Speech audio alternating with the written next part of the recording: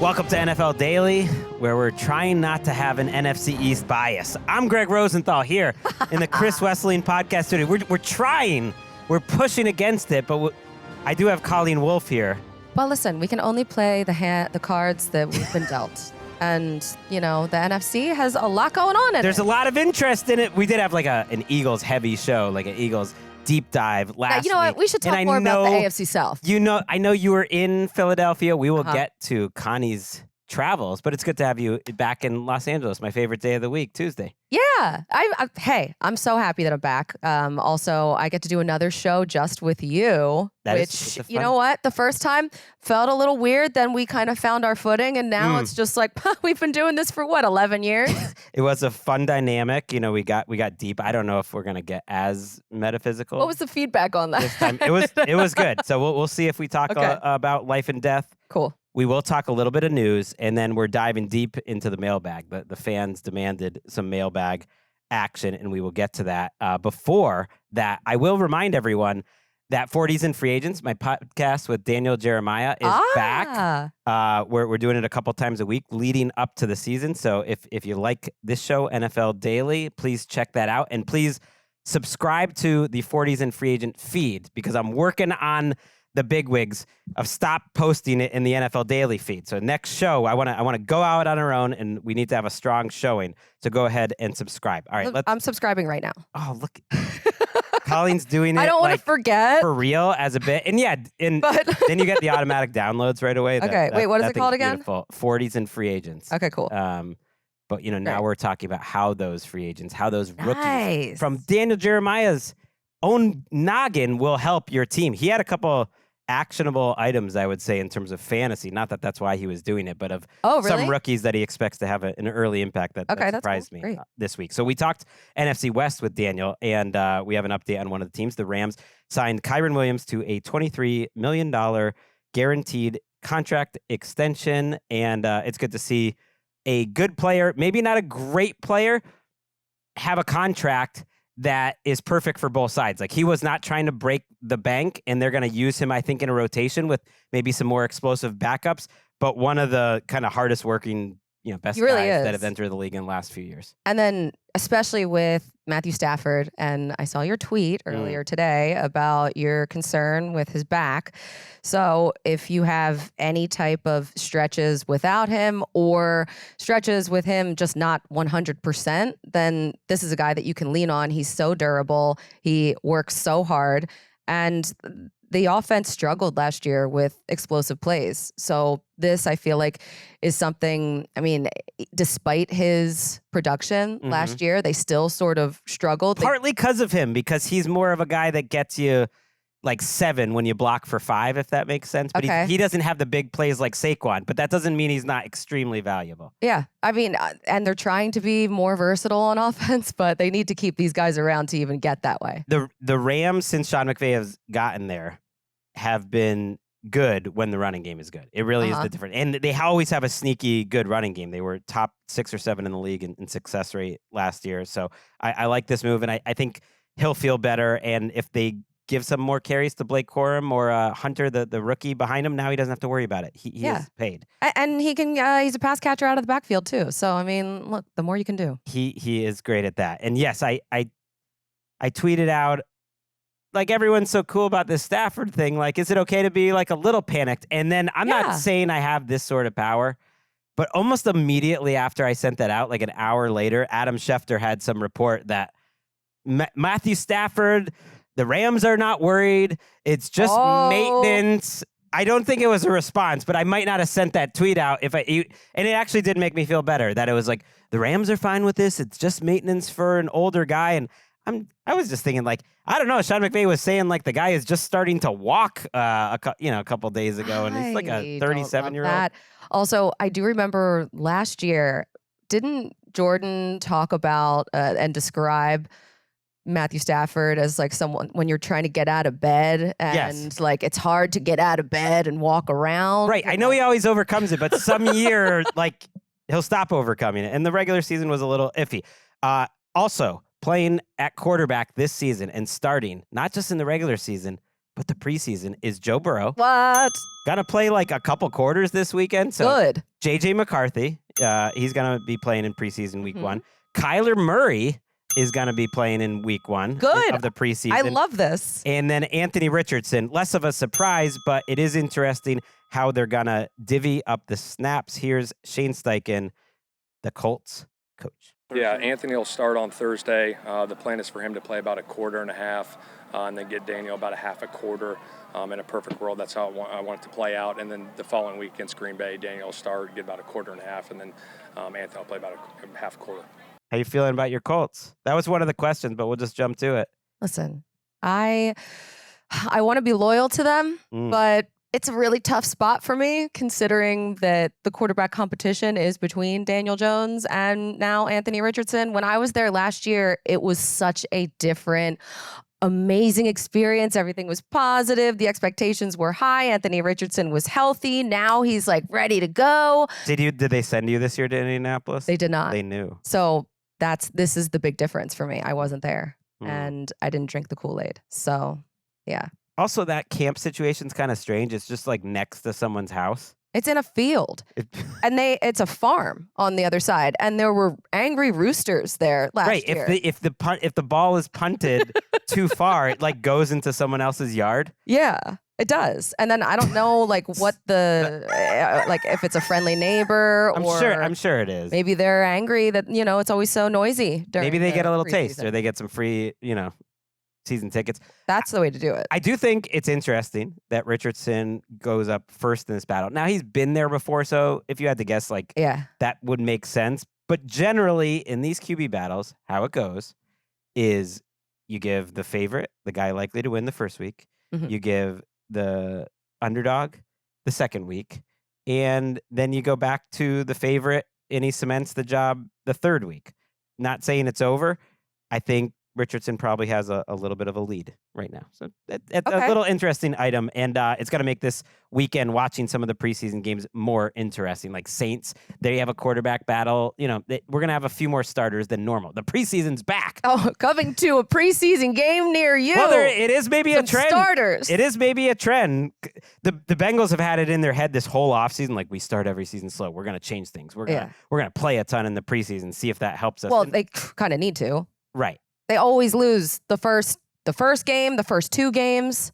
But God, what was I going to say? Because then I just got distracted by the Bengals, but I was still thinking about the Colts because I do like the fact that they have Lou Anarumo there. Yeah. And they do have some good defensive pieces. So the defense actually, I'm up on the defense. But what do you think?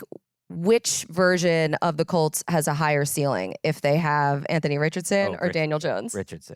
Okay. Even with like the way that he plays and there's no future. Okay. I think starting Daniel Jones is like it's just like admitting you have a problem and trying to manage like your addiction, that sort of like if that makes sense. That's a weird comparison. It's basically saying like we accept our fate and we're probably all gonna get fired. I don't think that's a path forward. And I think they have a better chance to make the playoffs than most people would think because they're in that division, because they have a handful of good players. And I think that it's just a little more variance in that division between them and the Texans and the Jaguars. They went up to week 17 last year. Like they were one game away from getting into the playoffs. Keeps them competitive. Like they almost won the division with Gardner Minshew. I mentioned the Stafford. We'll see over the next week. Other injury news. And this is the flip side of like, we want to take the preseason more seriously. We want to take camp more seriously. The Jets have been like team physical at camp. They're tackling to the ground. Nobody's tackling to the ground anymore. They're tackling to the ground at practice. That's Aaron Glenn for you. I can just see the New York Post headlines, though, is like, are they going too hard? Because on Tuesday, their rookie tight end, who I was all excited about, had won the starting job, Mason Taylor, has a high ankle sprain, and Tyrod Taylor's knee is getting looked at, which is not a good thing because they really need Tyrod Taylor. Justin Fields, though, says he wants to and I think expects to play a lot in the preseason, but sometimes the physical approach is not the best thing. As we're taping, we're getting some breaking news. What's happening? That I might have even had a little higher in the rundown, but it's perfect right here. The NFL has suspended Jordan Addison without pay for the first 3 games of the 2025 season for violating the NFL's substances of abuse policy. This is not a surprise to Vikings fans or completely to Addison. This has been hanging over his head because there was a DUI citation that he had last year, and it took a while to go through the courts. He was speeding. He had a couple speeding tickets too. And yeah, that's a reminder that this Vikings offense, which has a pretty easy schedule early in the season, Colleen. Jordan Addison is one of the best number 2s in the league. Right now, Justin Jefferson is out with a hamstring injury. It's expected he'll be back and he'll be fine, plenty of time. But like, let's just say that injury popped up in the regular season or something. Suddenly, like, it's going to be hard to win games with Jalen Naylor as your number 1 wide receiver, and I don't even know who would. You know what I mean? Well, and number 2. That's a big loss. And essentially a rookie quarterback, like a quarterback who's in his second year but starting for the first time. And JJ McCarthy, like, you want to have everything available for him. Sam Darnold did, and that's how he was able to do what he did. But now you have someone with no experience, and you're down a guy, like an important piece of the offense. Yeah, that's not great. That's not great. I don't have any guess of like what they were expecting of the suspension. I think anywhere between 1 and 4 would have been possible. So it's sort of on the upper region. It's 3. Maybe he'll try to appeal it and get it down to 2. But looking at the Vikings early this season, as I mentioned, the defense especially, I think, is going to feel good about the schedule early in the season. At Bears, home for Falcons, home for the Bengals. That's a tough one. And then at Pittsburgh, at Cleveland before the bye. Overall, a manageable schedule, but no Jordan Addison for those first. I think it's just going to be tougher for Justin Jefferson at that point because he kind of opens things up for him. Yeah, and I don't think they really have a true number 2, but they do have TJ Hawkinson at tight end, who's also had some injuries and been in and out of practice. All right, just a couple quick items, and then we're going to get to Connie's travels. The Eagles had a trade on Monday night. How about that? Shout out to our friends Bo Wolfe and Zach Berman on the show last night, all PHLY. They had an emergency podcast at like 11 p.m. Eastern. You guys producing this show think you guys have it bad. They did an emergency podcast at 11 p.m. Eastern for a trade of Thomas Booker, their 4th or 5th string defensive tackle, for Jacorian Bennett of the Raiders, who was probably their cornerback 4. We did a podcast on Mother's Day about Derek Carr retiring. I win.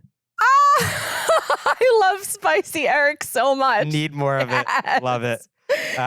Great call. Yeah. I mean, what are we doing here? It helps both teams, and the Raiders needed some depth after releasing Christian Wilkins, and the Eagles need some experience in that cornerback room too. I kind of like Jacorian Bennett. He is my type of receiver or cornerback who just moves really fluidly and well. Thought he had a lot of good reps as a rookie. This is actually a rare trade this time of year. Usually it's guys who like aren't even going to make the team.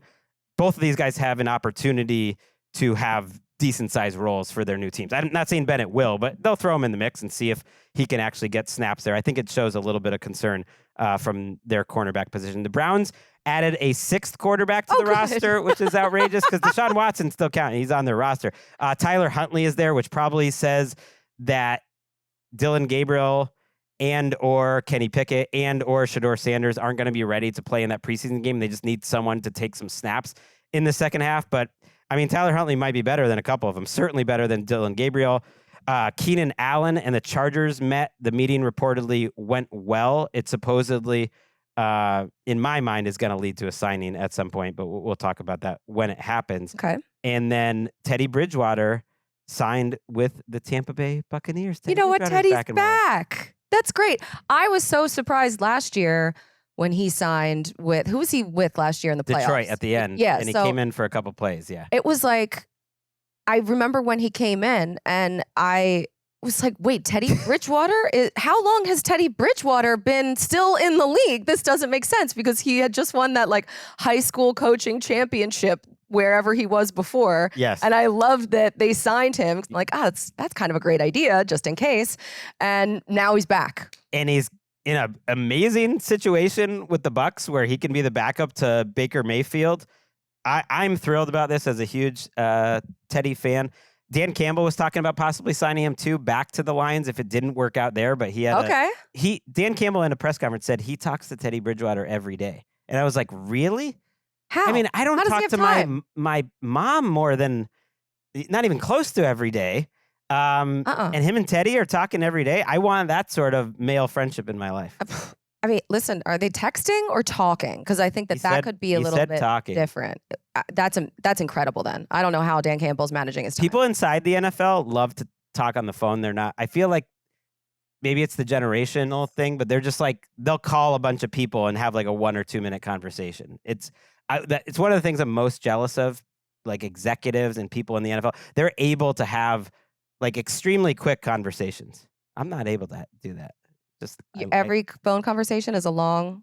Maybe not long. That's a nightmare. Or like when someone comes into the office in Hard Knocks, like they wrap up so much in like 80 seconds. I've never had a situation where I've walked into an office, or if I had an office, someone walked in and like gotten in and out in like 90 seconds. That's what you got to do, Gregg. That's my goal for the second half of my life. Okay. Assuming I have a half to go. I mean, that's a waste. I think you do. I think bring you it have back more around. than a half. And more breaking news that is not breaking to the people listening to this, because we're taping ahead of time. Shedeur Sanders, who I just talked about, is expected to start in the Browns preseason opener. So they're gonna give him some real run. And Joe Flacco, they figure, hey, we know what we got. I'm excited to watch Shedeur. I want to see what that looks like. More pop, and by all accounts, people there, like, he's made a lot of the best throws in Browns camp. He's flashed. Okay. He is obviously, to me, a more talented and I would guess just better football player than Dylan Gabriel, who's their 3rd round pick, and he's the 5th round pick. If you just flipped them, that'd be fine. It would make more sense to me. I'd like to see him more than Kenny Pickett. Of course. To me, rolling with Flacco and Shedeur, that to me seems like your duo. I would imagine everything that went down at the draft too just makes like lights a fire under him as well, just from a competitive standpoint. No lies told. You know who's competing out there on the streets? Who's that? Connie Wolfe. Connie Wolfe. Connie Fox. Yeah. You're out. You're traveling. You did the inside training camp thing. I did. The polos. It was so fun this year. You flew all around. Why was it more fun this year? I don't know why it was more fun this year. Maybe because there was only a couple locations that were unbearably hot, and as in just Philadelphia, but I was there twice. It was so god awful. I was there one day with Judy Battista, and I felt a little nauseous from the heat. I know that the Eagles ended up like moving their practice up even because it was just so hot. But I mean, come on, that's part of training camp. So what were some of your big takeaways from your time on the road? Big takeaways were, first of all, I'm sitting at the bar in Philly, hotel bar, just trying to get some food. And I hear someone behind me talking, and I say to myself, that sounds like Big Dom. But like, Colleen, come on. Not everyone in Philadelphia sounds like Big Dom. And then I look to my left, and he's like, Colleen? And I'm like, Dom? And so that was super fun because I've known him since 2008. So he's been my guy. And he brought me over to the table that had like the whole Eagles, all of like the head scouts and personnel guys. Wow. Dave Caldwell was there, former Jags GM. Now with the Eagles, from way back when. So got some interesting background on a lot of different things. That's all I can say right now. But for the Eagles, rubbing elbows, talking with Big Dom in a Philly bar. Getting a lot of behind the scenes. Now, it's possible, details. Like, is he just in every? I feel like that's a feature of Philadelphia. You just go to a bar and Big Dom's just there, waiting for you. It's like if you go to Disney World, like you'll see Mickey. I feel like that's what Big Dom is in Philadelphia. We actually had a question as part of our mailbag about Big Dom, so we might as well let's just do it here. We'll throw it up because it shows the picture of Big Dom. Oh my God, look at him. He looks so young. On the Eagles website, and it is an outrageous picture. The question is from a great listener, Brad Beatson, who his question was about Big Dom. And it was, will Big Dom add another title before the season kicks off? And he didn't mean Super Bowl title. He will get another ring. They'll have that. Well, I guess he got the ring, but they'll have the ceremony with the banner before week 1.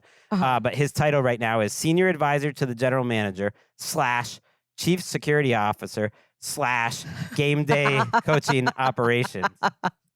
Yeah. And The game day coaching operations, that was a new title that was added just this year. Right, to avoid more fines. Right, exactly. So I'm not going to lie. I think that he has a lot more influence on things than people might think. Wow. Maybe / like pizza maker or something like that? More than that, but he could probably, he knows some people that can make a mean pizza. Okay. Yeah. And, if you need anything taken care of, at all, he could probably help you out. Not a man you want to cross. All right. What else did you learn on your trip? So I loved my trip to Denver with the Broncos. That was really enlightening. They really love their running back, their rookie running back, RJ Harvey. They're super high on him. Evan Ingram, obviously, he's looking really good too. But they think that this team is, of course, like incredibly good, and you never know what's going to happen. But based on last year, like I talked with a couple of the very high up ranking members of the Broncos, and they just gush about Bo Nix, first of all. And now you have all of like Courtland Sutton, now that he's got his deal in place and he has such a great connection with Bo Nix. I don't know. There's some talk. Like, now it's just happening. Jordan had a big thing that maybe they could win the Super Bowl last week, and then Sean Payton actually is trying to speak it into existence. Literally on Monday at the podium, he said this team can win the Super Bowl. Okay, yeah. So he told me that too. Wow.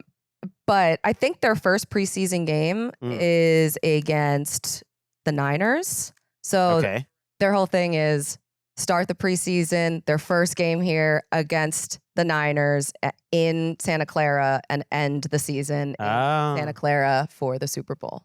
And it'll be Dre Greenlaw and Talaneo Hufanga, a revenge game for the preseason. Oh, you're Won't right. be, too much revenge being taken in early August, but I'm sure those two would love to be in their former home stadium. Yes. For the Super Bowl. All right. I'm uncomfortable, but maybe that's just how I'm wired, that if everyone is too in on someone, I'm like, oh, they're not cool anymore. But okay, Broncos. And Jahdae Barron, their first round pick, he apparently crushed it at the rookie show. If anyone cares about that. He has an incredible personality, and he went in front of everyone and sang Dreams and Nightmares. So did a little Meek Mill, and like they said, absolutely like just brought the house down. I think the correct term would be rapped. I don't think you like sing, a Meek Mill song. Okay. Well, he's an artist.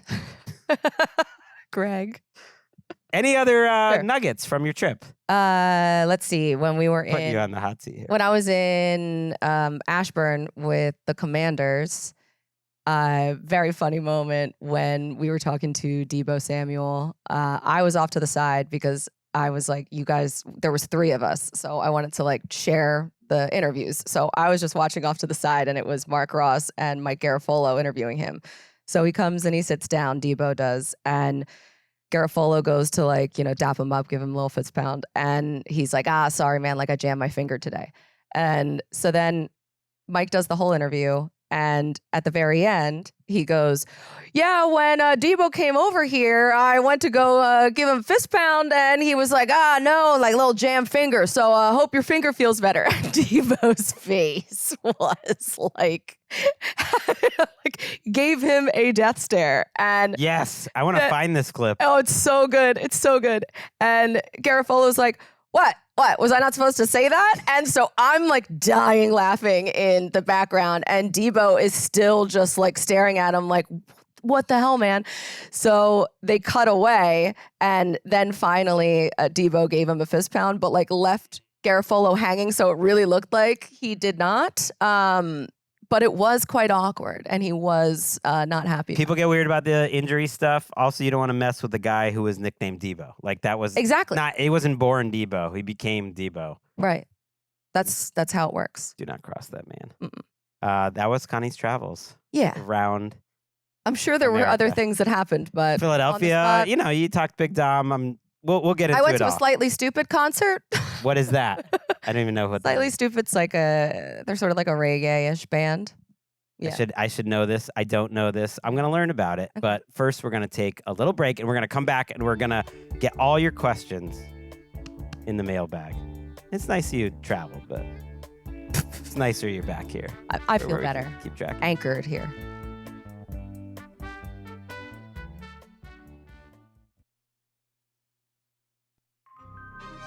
Back on NFL Daily. And yeah, Tuesday is my favorite day, especially this Yeah. week. We have some really good, meaty shows. I feel like this is just a nice, refreshing palate cleanser in the middle of the week. We'll love take some of that. your questions. I was getting more questions. When are you guys going to do a mailbag again? So here we Okay. are. I love a mailbag. The first question kind of bummed me out, but I needed to talk to my friend Walter. Wasn't aware of him before this tweet or Okay. whatever you want to call it on Blue Sky. But he's a Lions fan, and his question was so sad.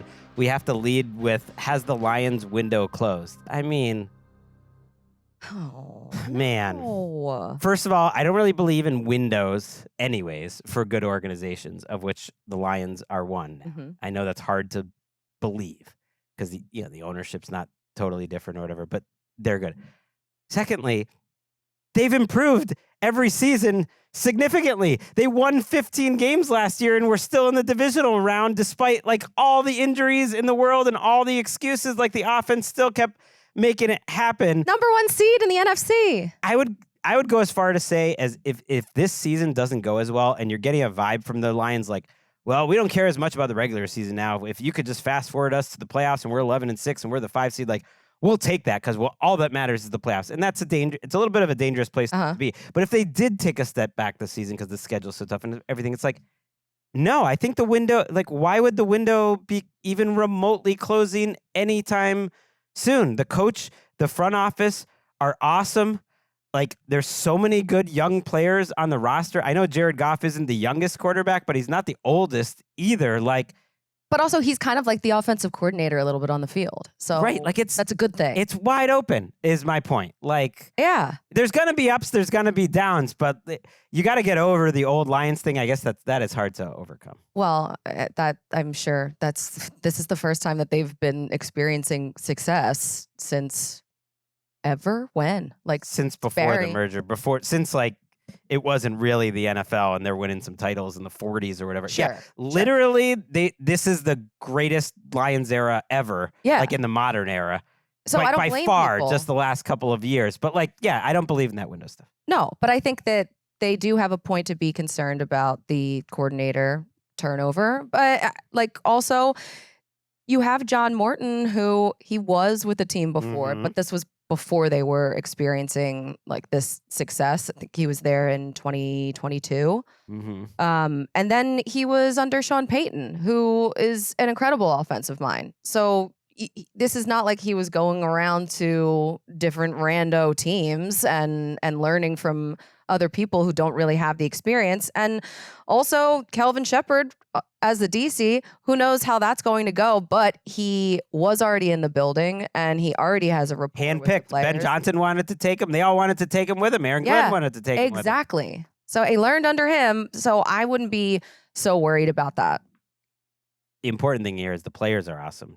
Right. The offensive line, there's some questions, but you still have Penei Sewell and Taylor Decker, who you love. You still have Jamison Williams and Amon-Ra. I like these rookie receivers. You still have Sam Laporta. You still have like maybe the best backfield in the league. You have Aiden Hutchinson. Everyone's going absolutely crazy about. You have a lot of young players, including Brian Branch, like in the secondary. Like just nothing to worry about. It did register to me though that the NBC crew doing the Hall of Fame game, sometimes you can pick up a little something from what Chris Collinsworth said. You could tell by what he said from his conversations with the Lions that they are sick of hearing about Ben Johnson, that they don't, that they probably think Ben Johnson's impact on the Lions, and I'm guessing this is Dan Campbell, was like a little overrated. And like everyone thinking that they're all going to fall flat on their face because, oh, big brain Ben Johnson's gone. Well, I'm Dan Campbell and I got my big muscles and we're going to win some games. So don't worry, Walter. Is this the new Tom Brady or Bill Belichick debate? That is funny. But yeah, I'd rather have all the players and Ben Johnson and his big brain. And Dan Campbell. Not that they didn't all get along, but I get that. I think they probably are sick of those questions. There were a lot of these types of questions. And so let's go to the question about Micah Parsons. Okay. And it was, what would a trade for Micah Parsons look like. This is from Meat Breath. No. He suggests Arizona because they got some cap room and they'd be aggressive. Yeah, and they're, I think, at the right time of the team build. That makes sense. I haven't dove too deep into this because I just don't think he's going to get traded of like the types of teams that are going to trade for him, because I just don't think the Cowboys are going to listen. But if they were, just to answer the question, what would it look like? I think the Cowboys would really want a player back that mattered. Yes. And so I was trying to think of different teams. I don't know how the Bills could make the money work, but like, could you do Greg Rousseau, a first and a third or something like that? Or if you're I don't think that's enough. If you were the Bears, could you do Montez Sweat, a first and a second? Like something like that where a legitimate player is actually coming back to the Cowboys in addition to draft stock. Because I know people look back at these old trades, Colleen, like, and compare them to like Khalil Mack got this. And that's exactly what I was thinking. Yeah, he got 2 first rounders. and I know the cap has gone up, but Khalil Mack wasn't making $40 million a year. The percentage of the cap for these top pass rushers is even crazier now, that you have to pay Micah Parsons that much money. I think that brings the cost down just so slightly. And by the way, I just gave you like a plus very good starter plus a first round pick. Like that's still a lot. You know what? The Ravens, maybe. That would be potentially interesting if they pursued him. But yeah, I think that you would have to do, I don't know if they would go for anything less than 2 first rounders. I agree with that. I guess when I think of like a guy like a Rousseau or a Sweat, that's like a borderline first. Yeah. Right there. And to me, it should be at least that much, because you're kind of guaranteed, you know, that they're already good players. The Ravens is spicy. But again, I said this on the first show about Micah. I just don't think they're going to want to trade him for picks when those picks like aren't going to help you this season. That's true. They want to win this season. Dave asks a sad question this time of year, but one I often think about was just who's the worst team? You got any picks? The worst team, I guess it would be the Titans, right? They're in the mix. They're in Las Vegas, the favorites to have the worst record in the league. Now this is a little bit different than worst team because you have to take into account schedule. Is it in the AFC South? No, it is the Browns and the Saints are tied for the most likely teams to be the worst. And the Titans weren't even third. It might have been the Panthers. They're up there. They're kind of like a sneaky, could be bad team. There's not a lot of really obvious bad teams. My choice is the Browns. You'd go with the Browns. Yeah. God. They have 6 quarterbacks right now. It's comically bad. And the quarterbacks is the biggest part of it. And I know they have Myles Garrett and Denzel Ward. Like, they have some players, but the skill positions are not good. The offensive line, which has been good, has real big questions now at tackle. I think they have problems all over the place, which is kind of why I can't believe that Andrew Berry, their GM, has apparently so much job security. I don't really believe it, though. I think if they go 4-13, their schedule, they're going to change. Schedule's tough. Their schedule's rough. Like, they have the Lions in there and the Vikings, obviously. Their own division is so tough. Yeah. But it's a bummer to think about, but I think the Panthers are a sneaky choice for this option too. Yeah. Because everyone thinks it's on the up because it got better last year. But, you know, I think it's a pretty thin roster overall. I don't know. I think that they're going to get a little bit better. I hope so. Yeah. I don't think I'm going to pick that, but I think it's possible. Like, some team could just completely blow up. Like, the Dolphins have been on my radar as like a team that could just completely blow up. That would probably take a Tua injury. I think that they are really going to implode, the Dolphins. Like, that's not even a question in my head. I'm worried about how spectacularly they're going to implode, honestly. Wow. Yeah. So that you think they could be one of the worst teams in the league? I don't know, one of the worst, but they're not going to be any. I think they're just going to keep getting worse. They do have a lot of talent. The one thing with the AFC East is I think the out of division schedules are pretty good. Okay. But you get the Jets twice, you get the Patriots twice. Patriots, are okay, but they're not any world beaters. But I feel you. I agree with you on that one. The next question is from Josh. What chance is there that Travis Hunter is better than Brian Thomas Jr.? Immediately. I know he's so good, but he's taking on so much, learning the playbook, going to all of the meetings for both sides. If you heard him describe what his schedule was, I got lost immediately. Like he's now doing the thing where he's practicing on both sides on the same day. So he's graduated to that. Exactly. Which, I mean, he must just be such a genius to be able to take all of this information in, retain it, and then be able to differentiate in such a quick nature of like the game. The game moves so fast and it moves so much quicker when you go from college to pros. So I think that there might be a little bit of a learning curve, maybe eventually, and maybe even this year eventually. Okay. That Travis Hunter is better than Brian Thomas Jr., but not right out of the gate. Yeah, when I read immediately, I think by the end of the year maybe, but that's a good point. He's talking maybe more September. I was really high on Brian Thomas Jr. because he just moves different. I'm not a scout, but you watch a guy that big move the way he moves, and I was just like, I think this is probably going to work. Yeah. And it really did. That said, Travis Hunter was a way better wide receiver prospect coming out of college. And what you said about the game going so fast and his smarts, I think that's such an awesome point because that's what stands out to me watching his tape in college is the game seems to go so slow for him. Right. Whereas I think he processes just a natural football intelligence in addition to all the study that he obviously must do at a way that is next level, on top of his athletic gifts. And you hear from training camp, like things are starting to slow down. I love that they released the depth charts and he's a starter at wide receiver and a backup at cornerback right now. It's just like, it's so cool. It's so cool.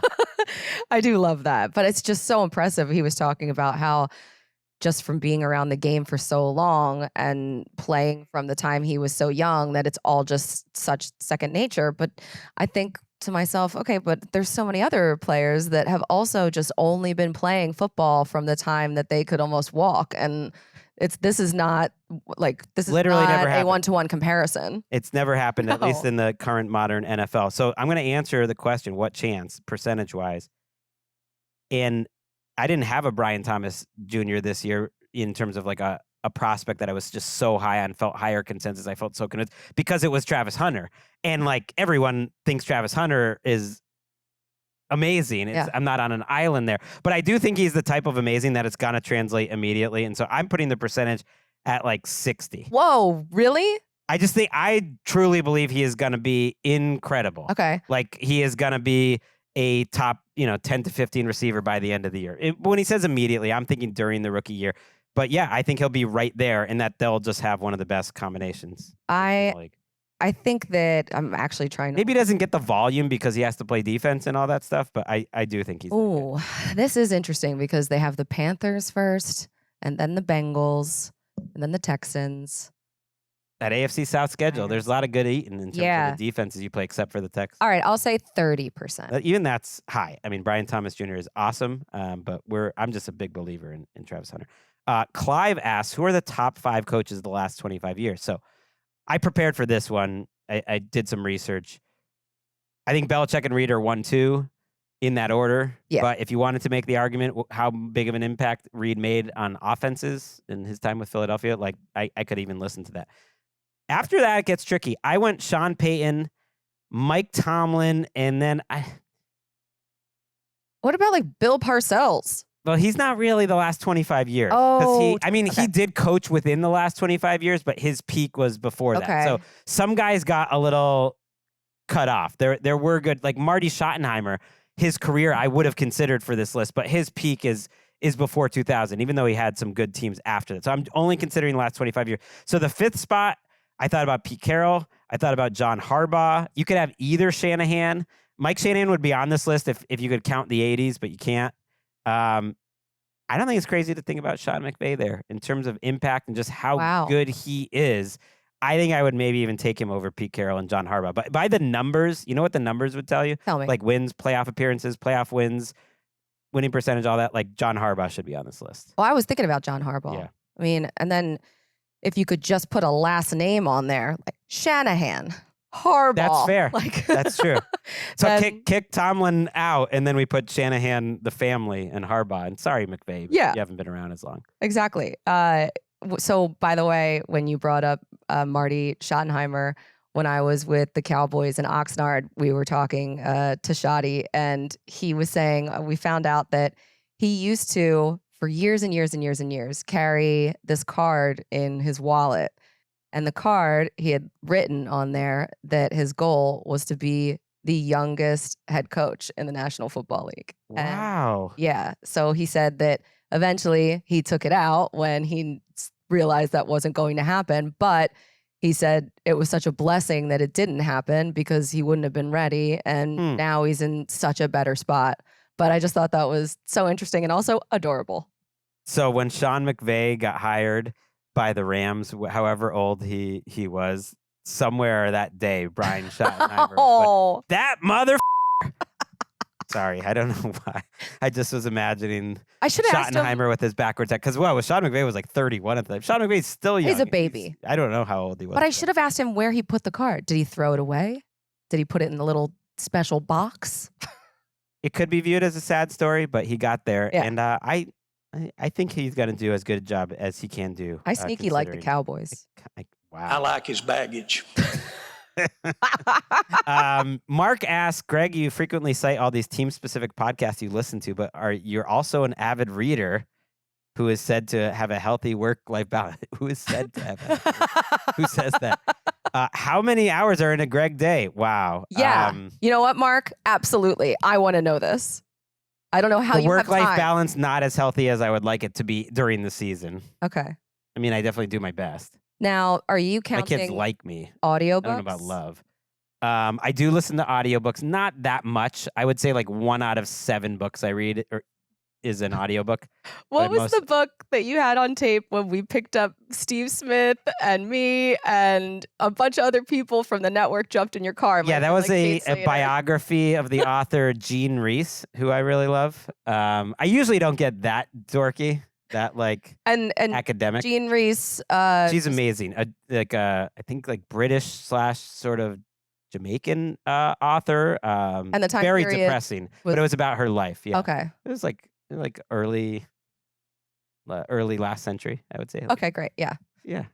That was embarrassing. Not the work I've kind of cut out you have to. Some things go. TV and movies have taken a big hit. Oh man, I never watch movies. Gone. I never watch TV. They're kind of gone. And then the team specific podcast, I do listen. There's very little time when I'm just doing in my life where I'm not listening to a podcast. I feel like I'm when I'm around the house, I'm always listening to a podcast. Or you're going to the grocery store, I'm listening to a podcast. If I'm doing any sort of you just always have your finger on the pulse. I'm just saying I'm brushing my teeth, or you're going outside and then you do the 1.5 speed or whatever. Yeah. There's never a time where you're just in silence. There's not a lot of that because that's where that's my favorite show. The conversation that we had a few weeks ago comes in, where you start to face the void. See, I like to sit in the void. It's comfortable. I do sometimes. And that is what I read about. Often. I mean, that's sort of the number one subject I would say of literature in general is really? Everyone's going to die sometime. Yeah, I think that's the number one topic. I love how existential Don't you think? Gets. I mean, it's not always directly that, but I do think it's talking about the human experience, of having that knowledge while you live, because it's kind of the thing that makes humans so unique. That, and apparently that we can gossip about each other behind each other's backs with no other animals are able to do. Oh God, I never thought of that.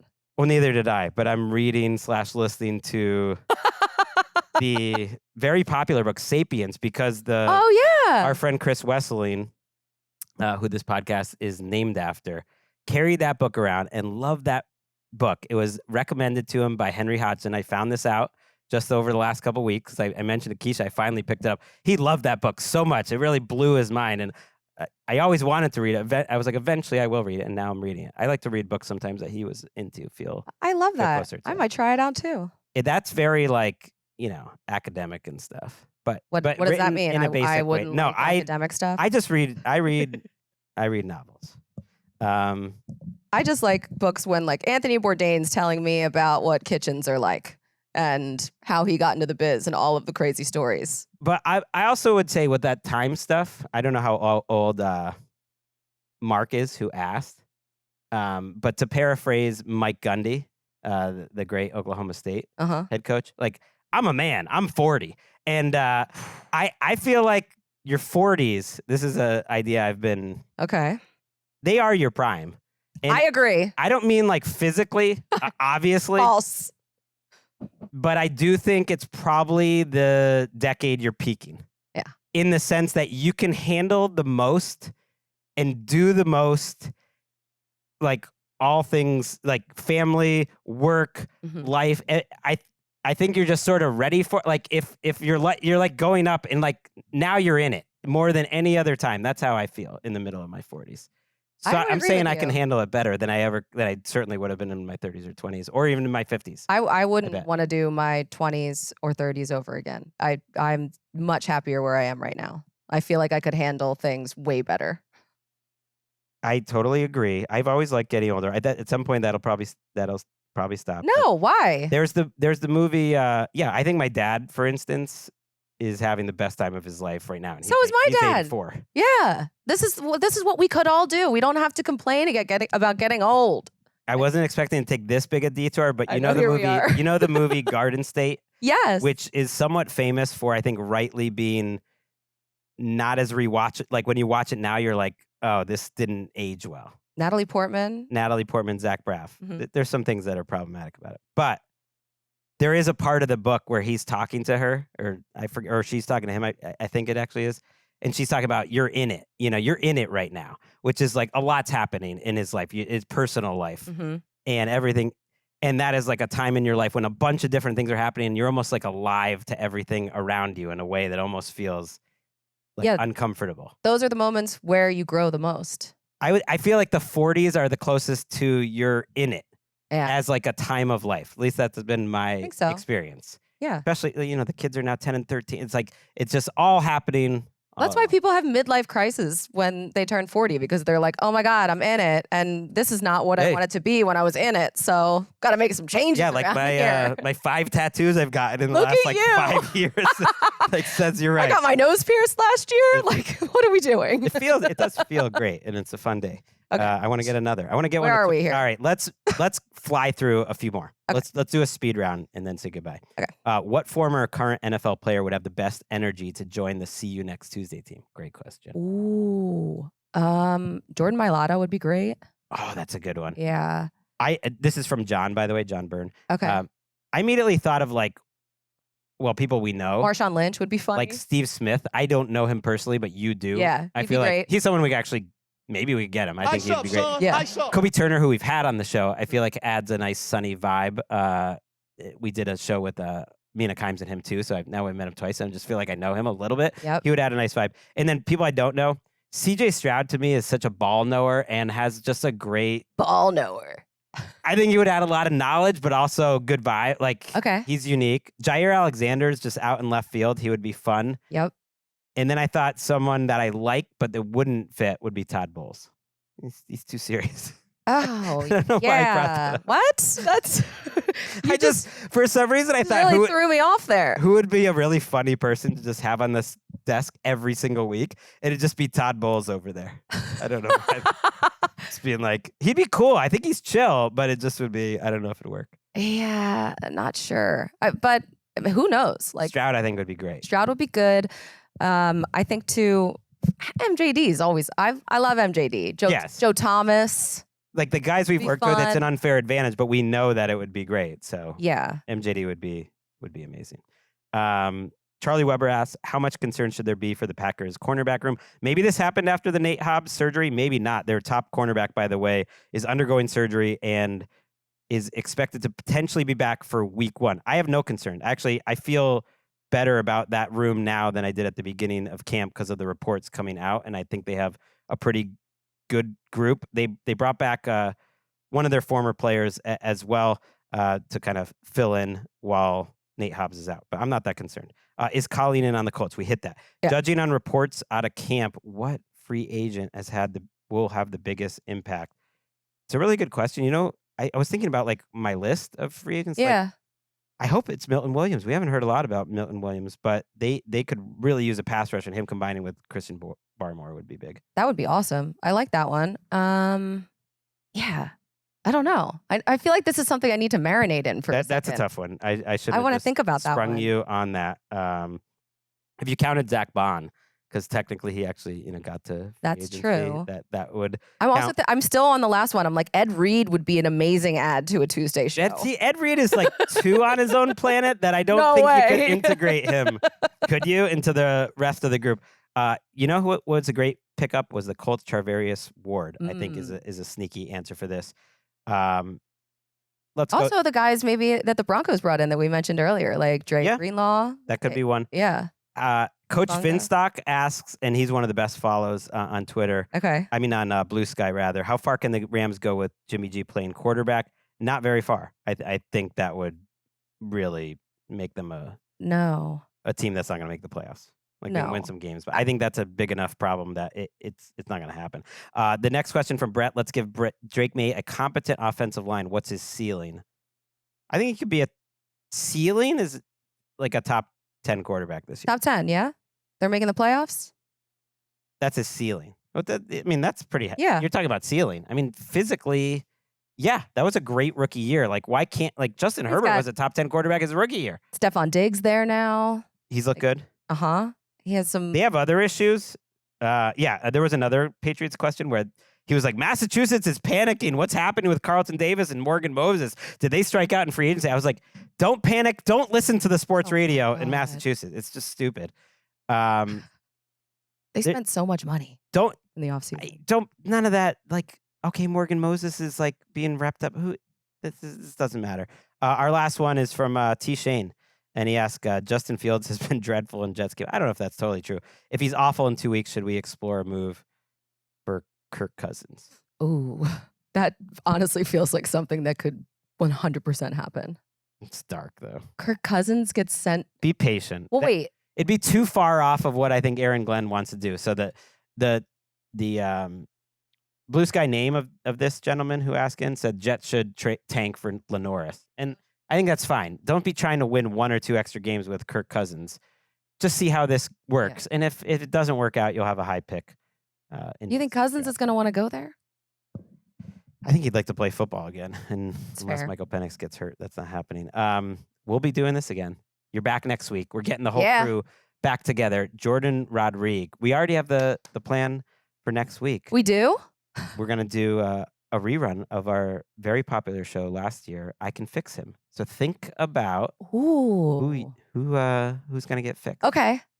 Not Coldplay style. Like, I can fix him. No, this is fun. That's a great one. So we're doing that next week. Looking forward to that and looking forward to our next show. We will be back on Thursday. Ollie Connolly and I are going to talk about the most interesting defenses in the league. Nice. Not ranking, just like who we want to talk about. We're going to go deep on it. Really excited about that. Colleen Wolfe is the absolute best. No, you are. When she's back off the road, football's back.